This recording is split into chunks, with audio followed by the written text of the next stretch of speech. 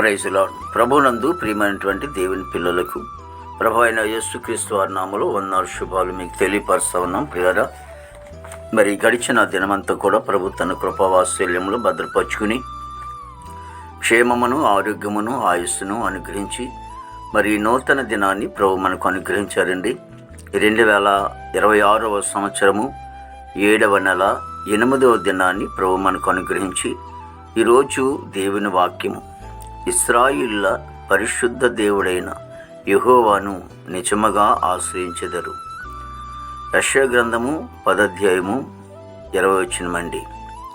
వాక్యము నమ్మదగినది, పూర్ణాంగీకరణకు యోగ్యమైనది. మరి దేవుని వాక్యం సెలవిస్తూ ఉంది. మనకున్నటువంటి అవసరాలు బట్టి, మనకున్నటువంటి ఇబ్బందులు బట్టి, మనకున్నటువంటి సమస్యలను బట్టి మనము ఎందరెందరినో ఆశ్రయిస్తూ ఉంటాం. మంచిదే, కానీ వారిని ఆశ్రయించినప్పుడు సృష్టికర్త అయిన దేవుడు, మహోన్నతుడి దేవుడు మర్చిపోకూడదు. కానీ దేవుని వాక్యం సెలవిస్తూ ఉంది, ఆ ప్రజలు నిజముగా ఆశ్రయించెదరు. ఎవరినంటే సృష్టికర్త అయిన దేవుణ్ణి.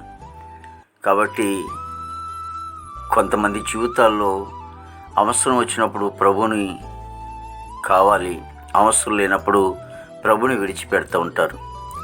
కానీ దేవుడి వాక్యం సెలవిస్తోంది, నిత్యము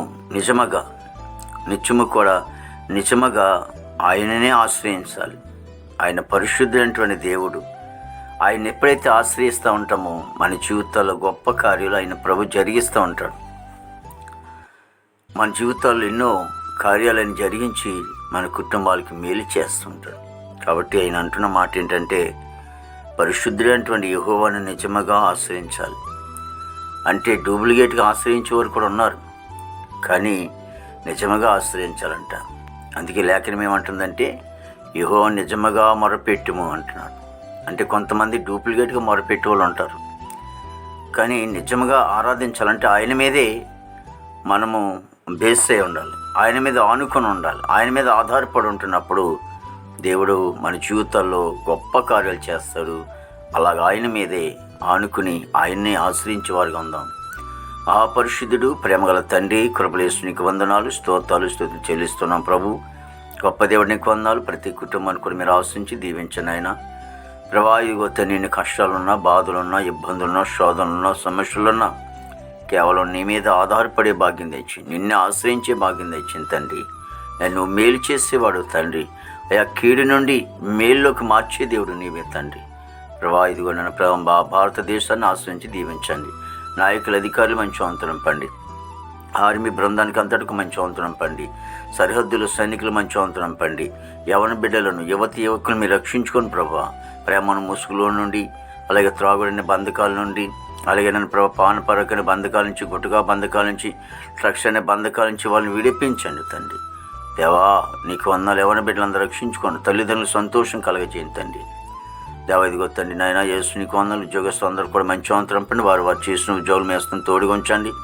ప్రభు రాకపోకలు మీ సహాయం తెచ్చేయండి తండ్రి. దేవ చదువుకునే బిడ్డలకు తండ్రి ప్రభు మీ తోడుగొండి, తగిన జ్ఞానం ఆలోచన ఇచ్చి చక్కగా చదువుకుని ప్రయోజనాలు కృప తెచ్చేయండి. రాకపోకలు ప్రభావ మీరే సహాయం చేయమని తోడుగుండమని ప్రార్థించమని కొందరు. విదేశంలో బిడ్డలందరూ కూడా మంచి వంతరం పండి. హాస్పిటల్ స్వస్థపరిచిన, జైల్లో ఉన్న బిడ్డలు కూడా కోర్టు గోడలు, కేసు గోడలను కొట్టు విని ఇలా రక్షణ లేని వారు రక్షణ తెచ్చండి తండ్రి. మారు మనసు లేని వారు మారు మంది తెచ్చండి. వివాహం బిడ్డలకు వివాహం తెచ్చండి. గర్భఫలం గర్భించే సుఖం నిలువ తెచ్చండి. తల్లి బిడ్డ క్షేమం తెచ్చండి. దినమంతా విశేషమైన కృపతో నింపి నీ నామానికి మాత్రమే మహిమ తెచ్చుకోండి. యేసుక్రీస్తు వారి నామములో అడుగుచున్నాం తండ్రి. ఆమేన్, ఆమేన్.